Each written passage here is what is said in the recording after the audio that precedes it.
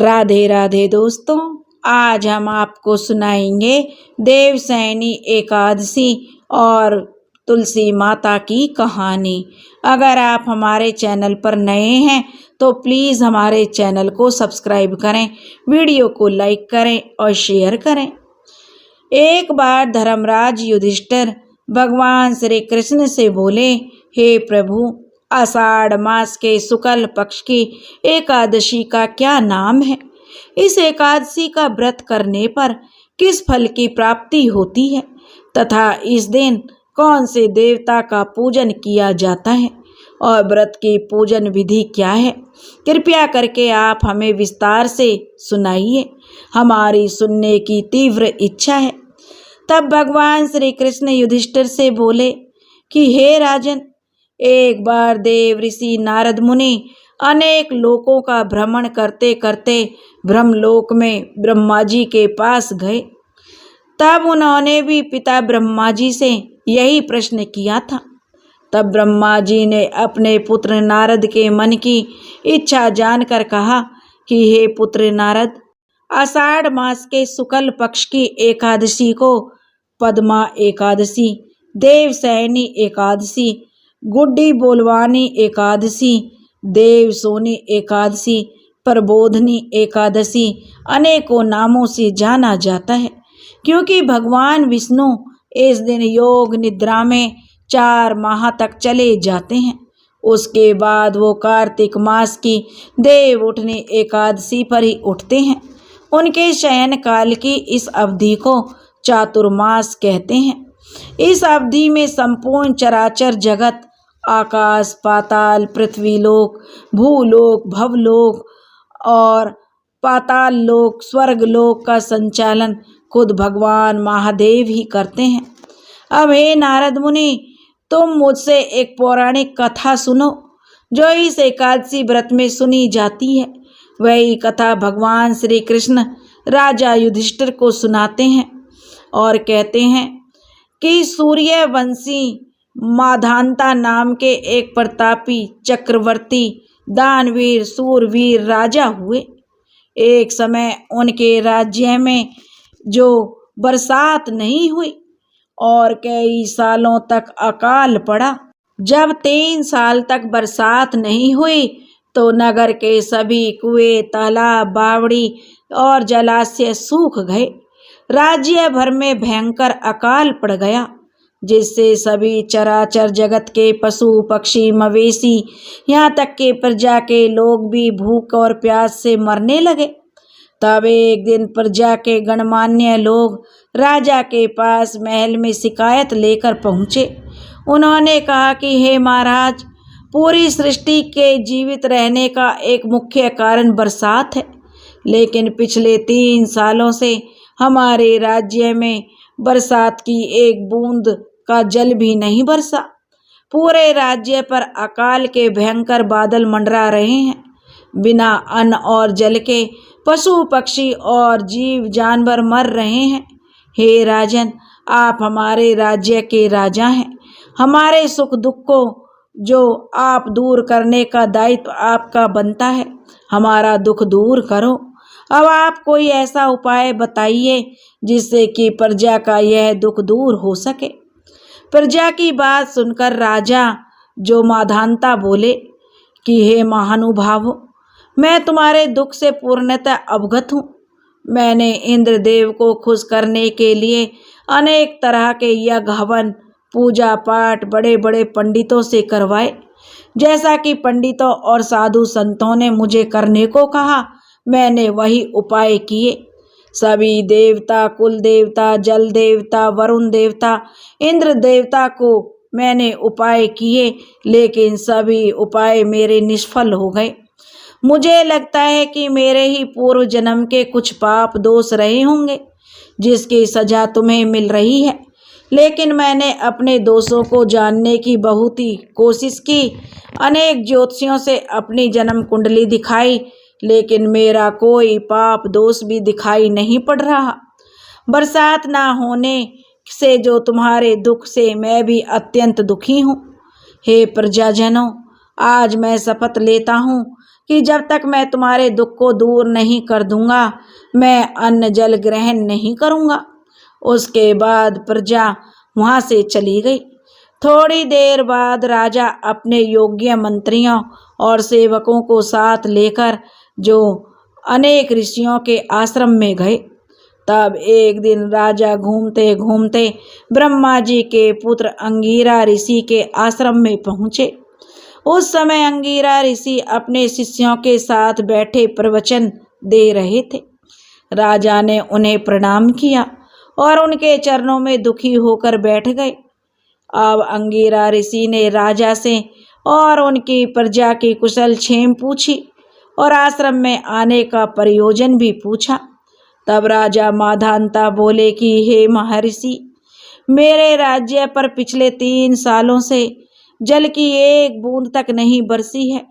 इंद्र देवता, वरुण देवता, जल देवता हमसे रुष्ट हो गए हैं, जिससे राज्य के सभी कुएं, तालाब, बावड़ी सब सूख चुके हैं।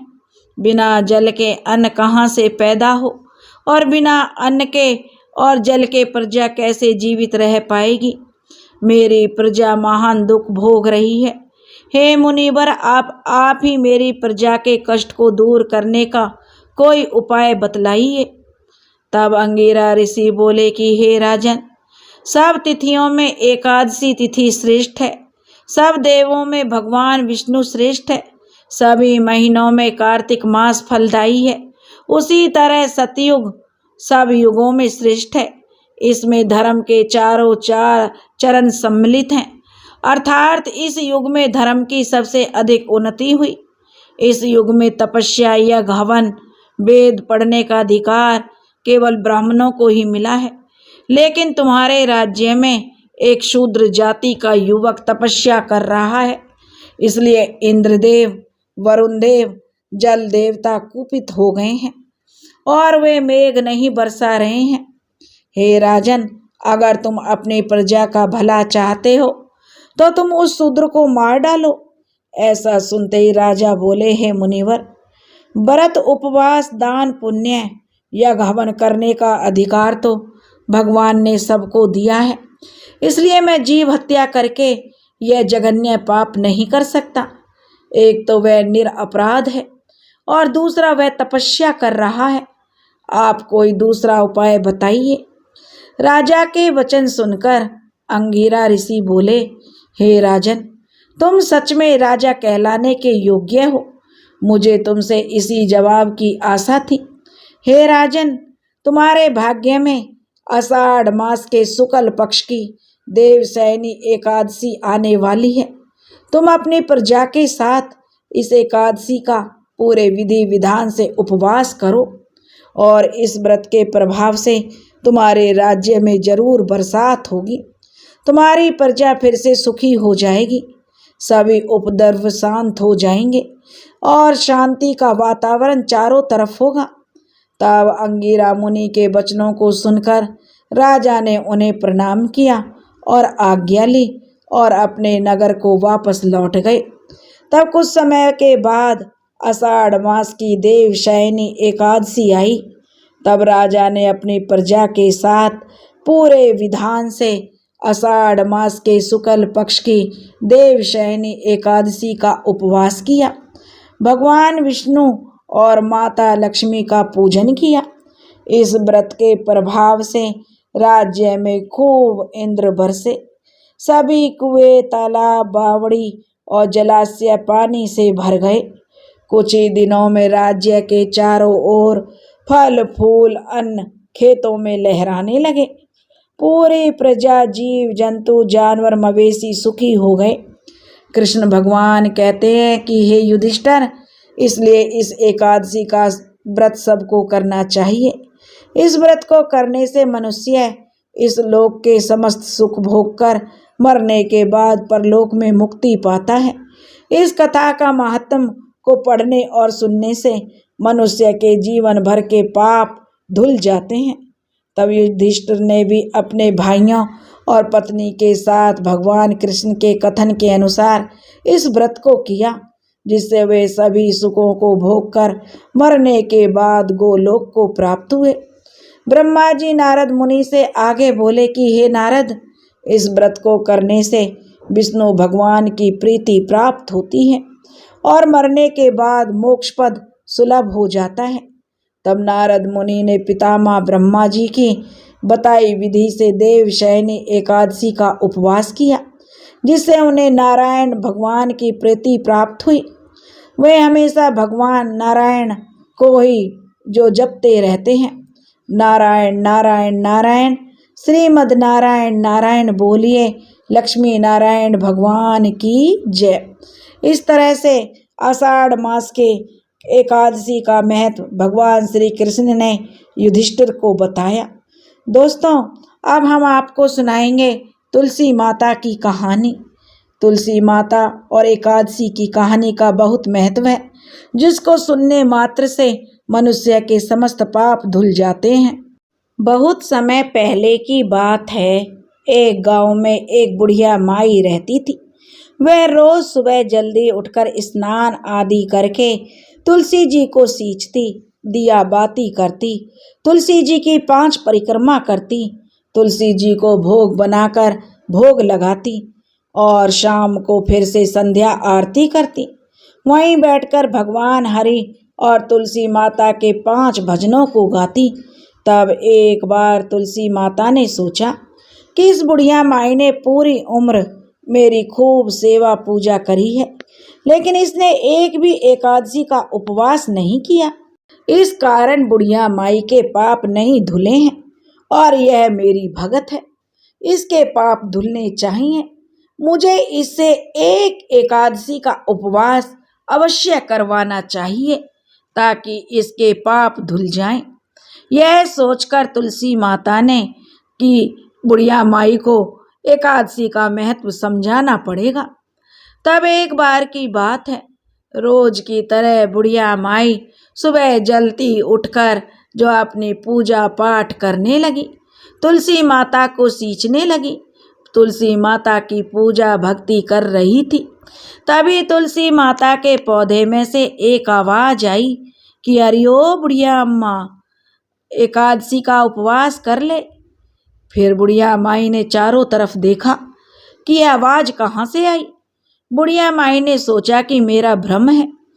अब बुढ़िया माई फिर से अपनी पूजा करने लगी, लेकिन यह क्या, दोबारा से फिर तुलसी के पौधे में से वही आवाज आई, अरे ओ बुढ़िया माई, एकादशी का उपवास कर ले। अब यह आवाज सुनकर बुढ़िया माई डर गई। अब बुढ़िया माई ने फिर से ऊपर नीचे आसपास चारों तरफ देखा, लेकिन उस बुढ़िया माई को कोई भी दिखाई नहीं दिया। तभी तुलसी के पौधे में से फिर आवाज आई, अरे बुढ़िया माई, इधर उधर क्यों देखती हो? मैं तो तुलसी माता बोल रही हूँ।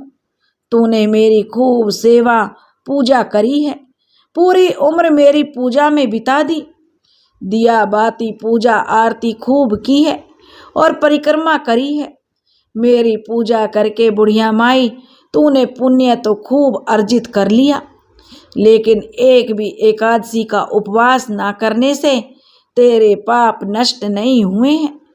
बुढ़िया माई, अगर तू चाहती है तेरे सारे पाप धुल जाएं, तो तुझे भी बेटा बहू और पोते का सुख मिले और मरने के बाद स्वर्ग मिले, तो हे बुढ़िया माई, तू एक एकादशी का उपवास अवश्य कर।